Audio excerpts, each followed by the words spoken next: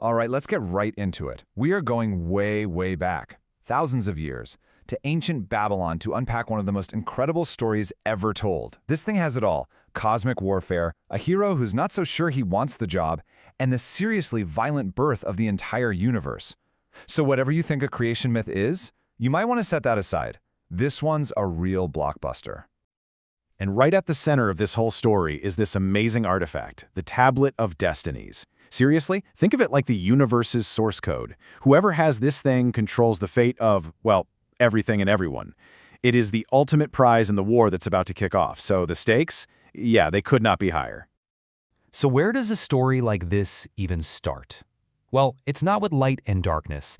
It's actually with a family squabble. A really, really big one. We're talking about the very beginning of time with the first ever divine parents and a disagreement that is going to tear the cosmos apart. Before there was anything, there was just this primordial soup. You've got Apsu, who is basically the essence of fresh water, and then you have Tiamat, the churning, chaotic salt water. And when they mingle, a whole new generation of gods is born. And you know what? This is where all the trouble begins.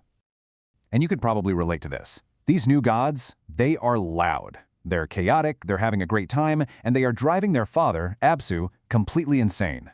His solution? Let's just get rid of them. All of them. But Tiamat, their mother, she steps in. I mean, she's annoyed, for sure, but she is not about to let her husband destroy their kids. But one of their sons, the superwise god Ea, he overhears this whole murder plot. And he's not going to wait around to see what happens. He acts first. He casts this deep sleeping spell on his dad, Apsu, and then he kills him. Problem solved, right? Oh, not even close. Apsu's death? Well, it changes everything.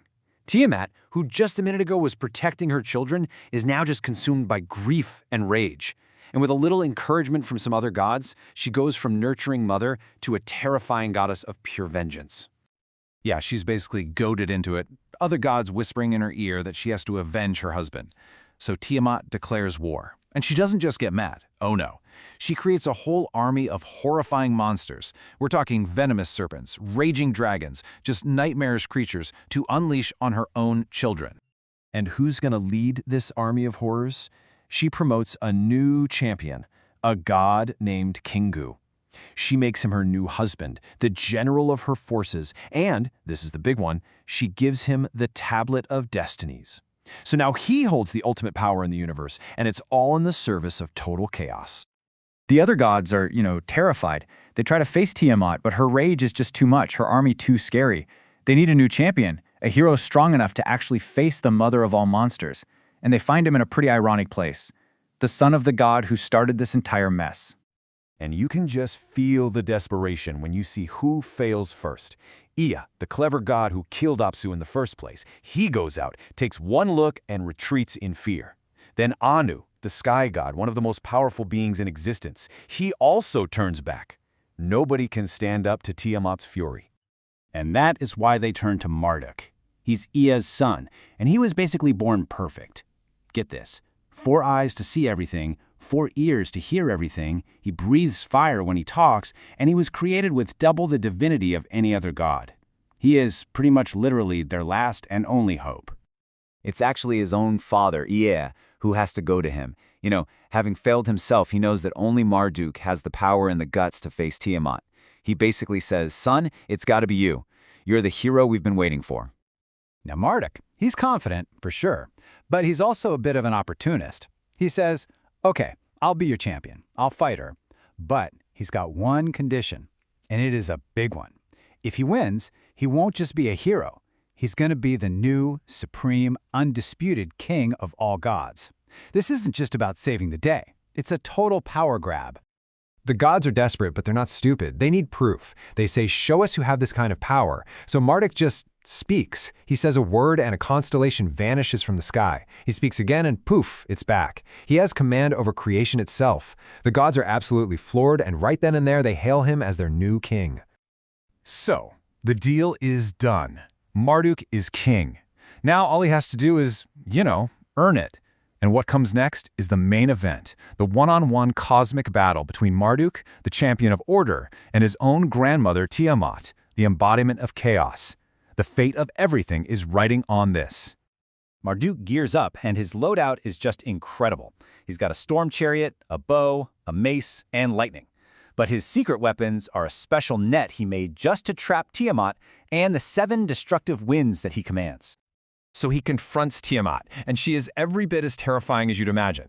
She lets out this furious scream and opens her monstrous mouth, ready to just swallow him whole. This is it. This is the moment.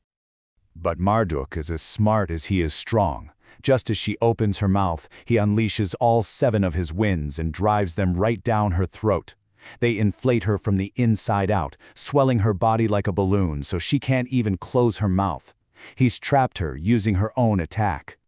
With Tiamat totally immobilized, Marduk grabs his bow, lets an arrow fly, and it goes straight through her open mouth and splits her heart in 2. And just like that, the great dragon mother of chaos is dead. Marduk is victorious.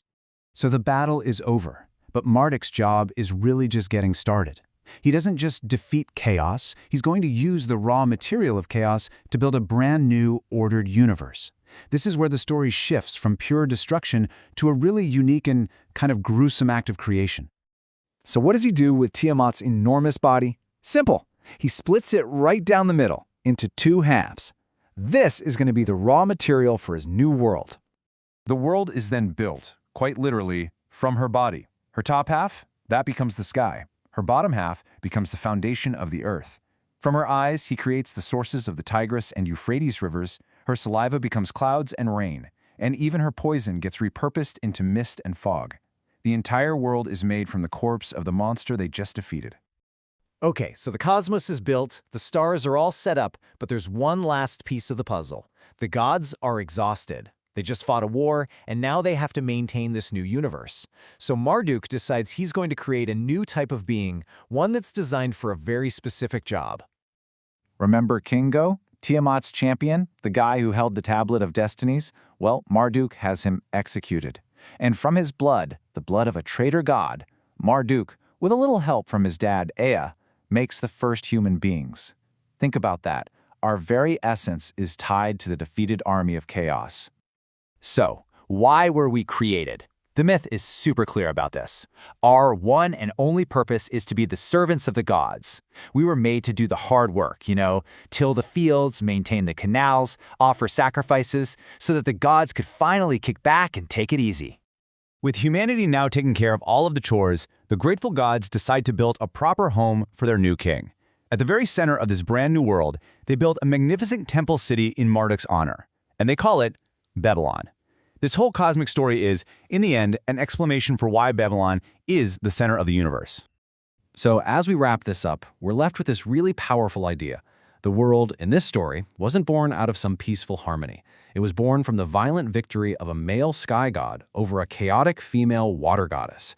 It kind of makes you wonder, what does an ancient story like this tell us about how a civilization sees itself compared to the wild, untamable forces of nature?